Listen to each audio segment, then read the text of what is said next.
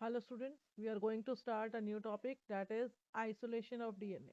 Isolation of DNA का आज मैं आपको एक्सपेरिमेंट करवाने वाली हूँ.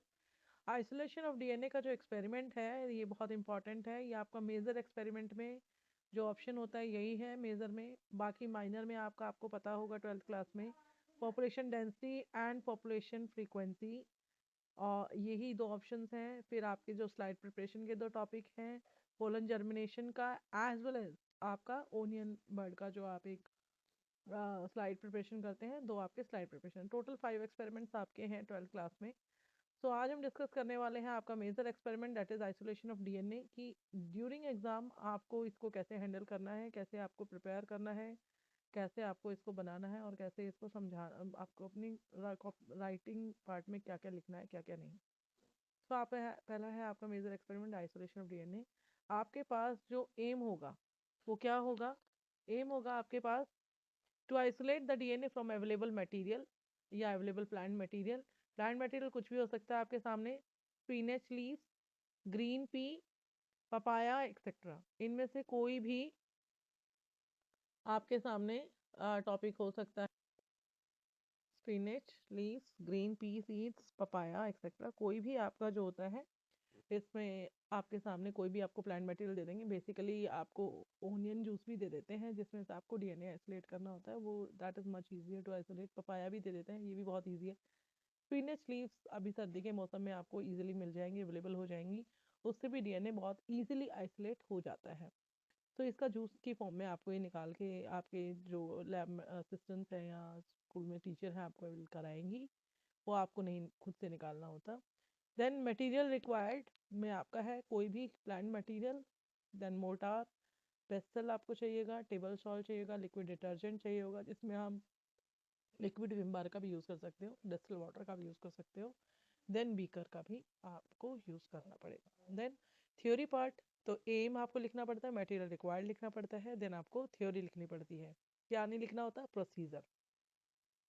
प्रोसीजर आपको लिखना नहीं होता एग्जाम में. प्रोसीजर आपको जो होता है, प्रोसीजर आपको बेसिकली क्या करना होता है वो आपको वहाँ पर करके दिखाना होता है. वो डीएनए आपके चाइना डिश में या टेस्ट ट्यूब में या पेट्री डिश में, जैसे भी आपके टीचर आपको अवेल कराते हैं मटेरियल, आपको वहाँ पर आपको डीएनए आइसोलेट करके दिखाना होता है. Right.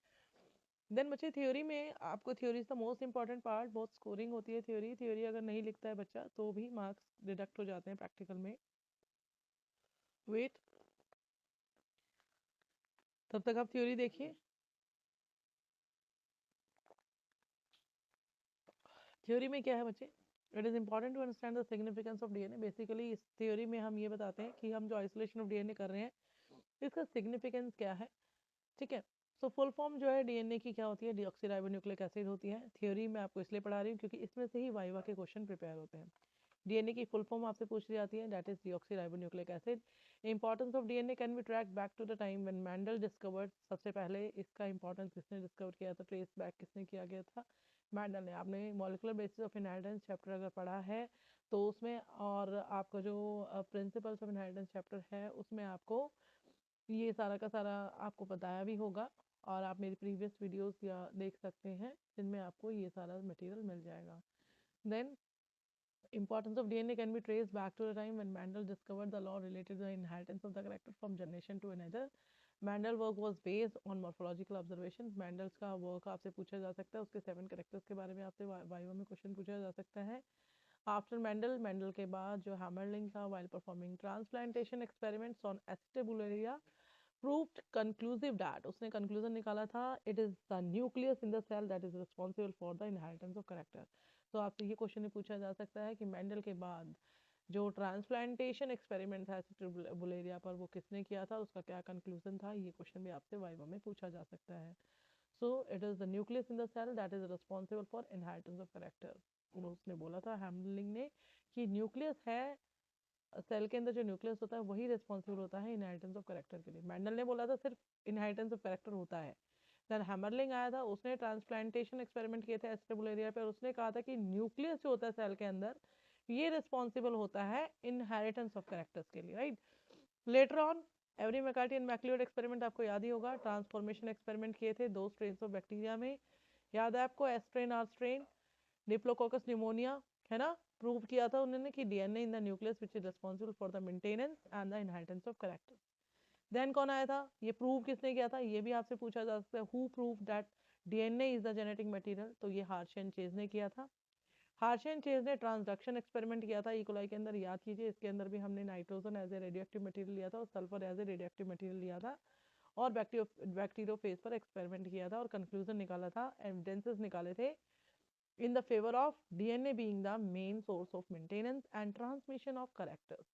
In this way, DNA is rightly considered as the genetic material present in all plants and animals. तो इसमें आपको मैंने साथ साथ वाइवा के क्वेश्चन भी बताए हैं, आपसे पूरे पूरे क्वेश्चन इसमें पूछे जा सकते हैं। किसके बाद किसने किसने क्या प्रूव किया था, हार्शे एंड चेज ने क्या प्रूव किया था, DNA is the genetic material, तो हैमरलिंग का क्या रोल था, हैमरलिंग ने बताया था कि न्यूक्लियस सेल के अंदर रिस्पॉन्सिबल होता है इनहेरिटेंस ऑफ करेक्टर के लिए। देन आपसे पूछा जा सकता है कि ट्रांसफॉर्मिंग प्रिंसिपल किसने दिया था, ग्रिफिथ, याद है आपको। देन ट्रांसफॉर्मेशन एक्सपेरिमेंट किसने किया था, Avery McCarty and MacLeod, 3 scientist थे। Then who perform the transduction experiment, Hershey and Chase, जिसने प्रूव किया था कि DNA is the genetic material, right.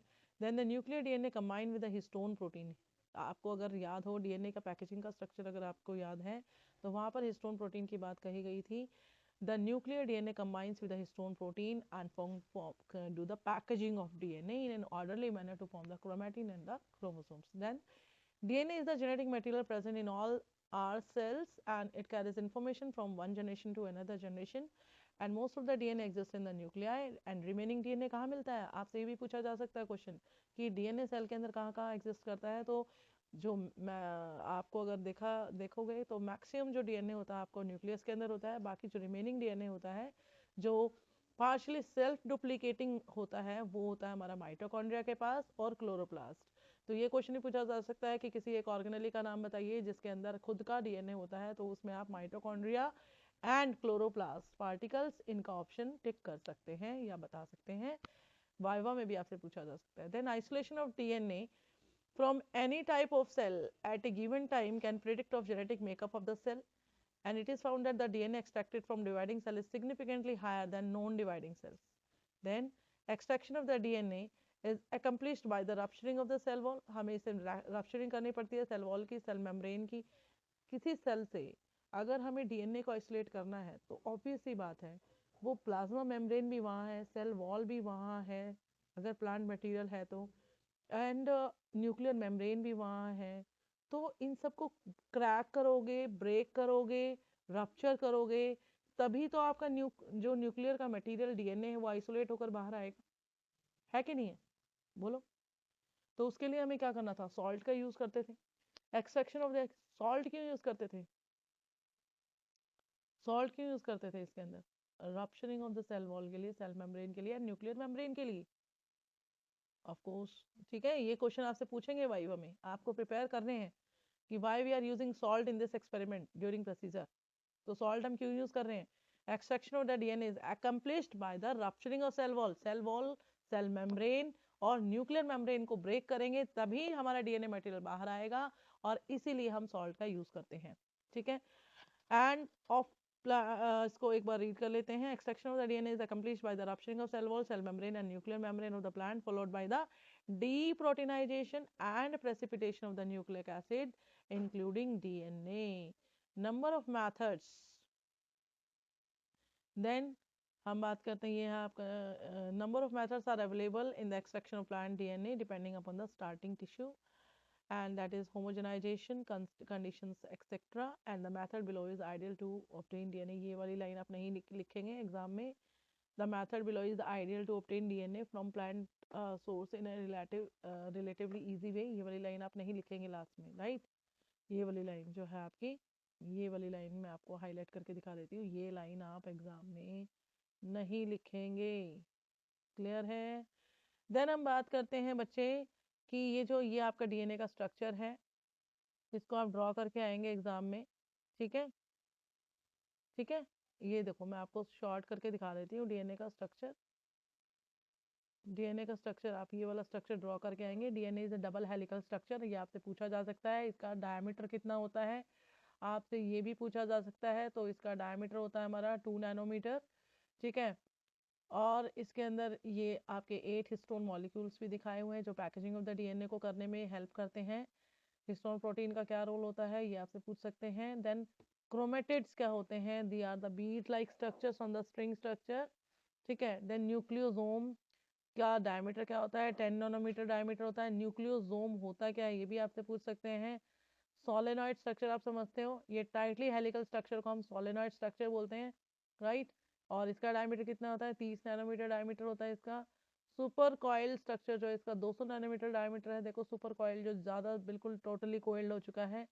Then आपको इसके अंदर आपको दिखाया गया है कौन सी ऐसी स्टेज है जिस पर हम इजीली सारे के सारे क्रोमोसोम्स को देख सकते हैं माइटोसिस या मियोसिस के दौरान।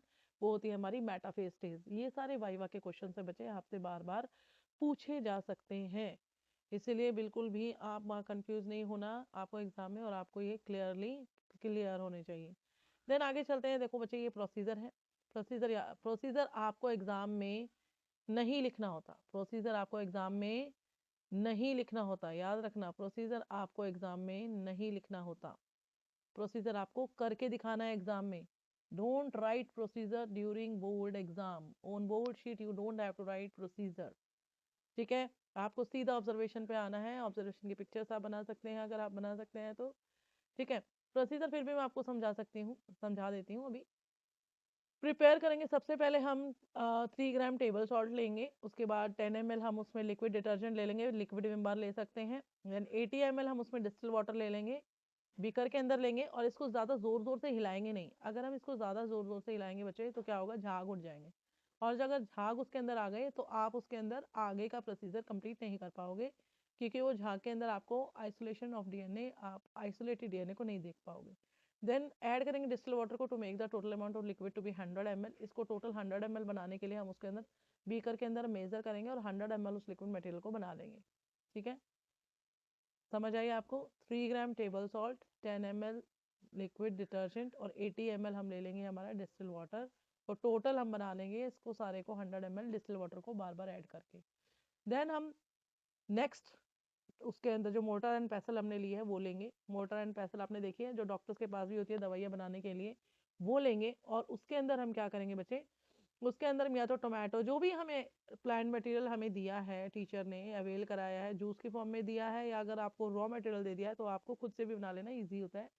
इसको हम राइप टोमेटो ले लेंगे, पका हुआ टमाटर जिसे कहते हैं, या स्पिनच ले लेंगे, ठीक है। आप पालक ले लेंगे और उसको आप ऐसे ऐड करेंगे एक्सट्रैक्टिंग सॉल्यूशन के अंदर, थोड़ा थोड़ा इथेनॉल डाल के आप उसको पीसते जाओगे। मैश करेंगे राइप टोमेटो को, लीव्स को by adding a little amount of extracting solution till the solution finishes. अब उसका एक सॉल्यूशन बना के उसको हम फिल्टर कर लेंगे किसी भी मुस्लिन क्लॉथ से, मसलिन क्लॉथ से उसको फिल्टर करके, या किसी भी आप छलनी से उसको फिल्टर करके और सॉल्यूशन को अलग कर लेंगे। फिल्टर कर लिया उसके बाद take 5 ml of the filter content. अब एक टेस्ट ट्यूब लेंगे और उस टेस्ट ट्यूब के अंदर जो आपने क्या लिया है, जो फिल्टर्ड कंटेंट लिया है, स्पिनच जैसे पालक है, मान लो पालक का जूस है, वो कितना ले लेंगे, 5 ml ले लेंगे। देन 5 ही ml उसके अंदर आइसी कोल्ड 90% इथेनॉल लेंगे, आइसी कोल्ड बिल्कुल चिल्ड इथेनॉल लेना है, 90% इथेनॉल ले लेंगे। उसी 5 ml हमने फिल्टर कंटेंट लिया है, 5 ही ml हम उसके अंदर क्या ले लेंगे, इथेनॉल ले लेंगे, ठीक है। अगर आपके एग्जामिनर कहते हैं कि थोड़ा अमाउंट लो तो आप 2-2 ml भी ले सकते हो दोनों को, लेकिन दोनों इक्वल अमाउंट में होने चाहिए, ठीक है। देन ऑब्जर्व वाइट फाइबर्स, तो आपको थोड़ी देर बाद ही जैसे आप राइट्स उसको आप जो आपने दूसरे बीकर के अंदर वो सॉल्ट सॉल्यूशन बनाया था, सॉल्ट और उसके अंदर आपने लिक्विड डिटर्जेंट और डिस्टिल वाटर का जो बनाया था, आप वो लेंगे और वो सारा का सारा जो है आप पहले सबसे पहले क्या करेंगे, जो आपने स्पिनच बनाया है उसके अंदर मिक्स कर लेंगे, स्पिनच वाले के अंदर, ठीक है। 5 ml के अंदर आप 5 ml वो मिक्स कर लेंगे। फिर उसके बाद आपने जो 5 ml इथेनॉल एक अलग टेस्ट ट्यूब में लिया है, उस टेस्ट ट्यूब में साइड से डालेंगे, बिल्कुल एकदम से नहीं उड़ेलेंगे, एकदम से उड़ेलोगे तो आइसोलेशन ऑफ डीएनए नहीं होगा। देन आप साइड से धीरे धीरे डालेंगे ताकि डीएनए धीरे धीरे प्रेसिपिटेट होकर आपके सामने फाइबर्स के रूप में आएगा। तो आप क्या देखोगे, आपको फाइबर दिखाई देंगे, वाइट फाइबर ऑफ डीएनए। मैं आपको फिर से बता देती हूँ कि जो हमने सॉल्यूशन बनाया था किसका, टेबल सॉल्ट का और डिटर्जेंट का और डिस्टिल वाटर से जो हमने 100 ml बनाया था, उसे हम 5 ml लेंगे, उसको स्पिनच वाले 5 ml के साथ मिला लेंगे, ठीक है। जोर जोर से नहीं मिलाएंगे, आराम से मिला के रख लेंगे उसको। फिर हम एक अलग टेस्ट ट्यूब में 5 ml चिल्ड इथेनॉल लेंगे और वो जो हमने सॉल्यूशन एक दूसरी टेस्ट ट्यूब में बनाया है, दोनों चीज़ों का मिक्सचर, जो लिक्विड डिटर्जेंट, टेबल सॉल्ट और आपके पालक का जूस जो हमने मिक्स किया था, वो अब सारा हम साइड से इथेनॉल वाली टेस्ट ट्यूब के अंदर धीरे धीरे धीरे धीरे आप साइड कॉर्नर से उसको लेकर जाएंगे अंदर। तो डालेंगे तो आपको क्या दिखाई देगा, white fibres of the DNA will be observed under the microscope, या आपको वैसे भी नेकेड आई से भी दिख जाएंगे, व्हाइट फाइबर्स आपको दिखाई देंगे, माइक्रोस्कोप की इतनी जरूरत नहीं पड़ती है, हमें वैसे भी दिखाई दे जाते हैं। Then precautions, most important part है बच्चे, प्रिकॉशन आपको जरूर लिखने हैं, 3 प्रिकॉशन आपके होने ही चाहिए। तो इसमें ये प्रिकॉशन बहुत अच्छे दिए हुए हैं, आप देख लीजिए, एक बार मैं आपको प्रिकॉशंस दिखा देती हूँ, देखिए। Prevent any wastage of extract, wastage नहीं करेंगे during the process of the extraction of the DNA.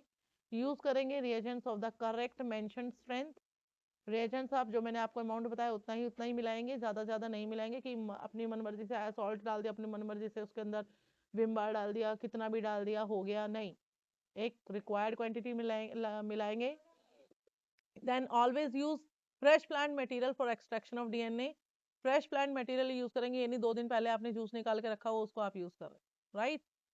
उसके बाद आता है बच्चे हमारा वाइवा वॉइस के कुछ क्वेश्चंस आपके सामने दिए हुए हैं, इनको भी समझ लेते हैं, पूछ सकते हैं आपसे, मैंने साथ साथ भी आपको पढ़ाते हुए बताया है कौन कौन से वाइवा वॉइस आपसे पूछे जा सकते हैं। Where will you look for DNA, कहाँ होता है डीएनए, न्यूक्लियस में होता है। फुल फॉर्म क्या है डीएनए की, डीऑक्सीराइबोन्यूक्लिक एसिड। किसने डिस्कवर किया था डीएनए का स्ट्रक्चर, 1953 ने वाटसन एंड क्रिक ने किया था। या डबल हेलिकल स्ट्रक्चर किसने दिया था, ये भी आप पूछ सकते हो, वाटसन एंड क्रिक ने दिया था, ठीक है, ये आपसे पूछा जा सकता है। देन नेक्स्ट क्वेश्चन है, why do we need to extract DNA, extract करने की जरूरत हमें क्यों पड़ी, ताकि हम अंडरस्टैंड कर सके genetic makeup of the organism. Then fifth question है, where will you look for DNA and RNA in cell, एक सेल के अंदर डीएनए और आरएनए कहाँ मिलेगा, तो डीएनए आपको न्यूक्लियस के अंदर मिलेगा, एज वेल एज माइटोकॉन्ड्रिया के अंदर और क्लोरोप्लास्ट के अंदर मिलेगा, जबकि आरएनए आपको सिर्फ न्यूक्लियस और साइटोप्लाज्म में ही मिलेगा। देन नेक्स्ट क्वेश्चन है, name the sugars found in the DNA and RNA, कौन सी शुगर मिलती है डीएनए और आरएनए के अंदर, पेंटोज शुगर मिलती है, sugar in found in RNA, जबकि पेंटोज डीऑक्सीराइबोज शुगर मिलती है आपको डीएनए के अंदर। Name specific nitrogenous bases, nitrogenous bases आपको पता है, थाइमीन, प्यूरिन और पायरिमिडिन आपको याद है, एडेनिन, थाइमीन, है ना, यूरेसिल आपको याद है। लेकिन स्पेसिफिक जो अगर डिफरेंस देखें डीएनए और आरएनए में, तो थाइमीन आपको डीएनए में मिलेगा और थाइमिन की जगह आरएनए के अंदर यूरेसिल मिलेगा, ठीक है, ये क्वेश्चन भी आपसे पूछा जा सकता है। How you will you differentiate between nucleoside and nucleotide, बहुत अच्छा क्वेश्चन है। न्यूक्लियोसाइड और न्यूक्लियोटाइड में बच्चों को डिफरेंस नहीं पता होता है, इसको भी याद रखेंगे। न्यूक्लियोसाइड जो होता है ये pentose sugar plus nitrogenous base से बनता है, जबकि न्यूक्लियोटाइड जो होता है वो पेंटोज शुगर नाइट्रोजनस बेस तो होता ही होता है, साथ में फॉस्फेट ग्रुप भी जब ऐड हो जाता है तो वो न्यूक्लियोटाइड बन जाता है। बेसिकली हम कह सकते हैं कि nucleoside plus phosphate group is equal to nucleotide, right. तो ये आपके कुछ क्वेश्चन है बच्चे, साथ में मैंने बीच बीच में भी आपको बताया है कि कौन कौन से क्वेश्चन आपसे वाइवा में पूछे जा सकते हैं, तो आप इसको वेल प्रिपेयर कर लेना और अपने एग्जाम को अच्छे से देके आना। Best of luck.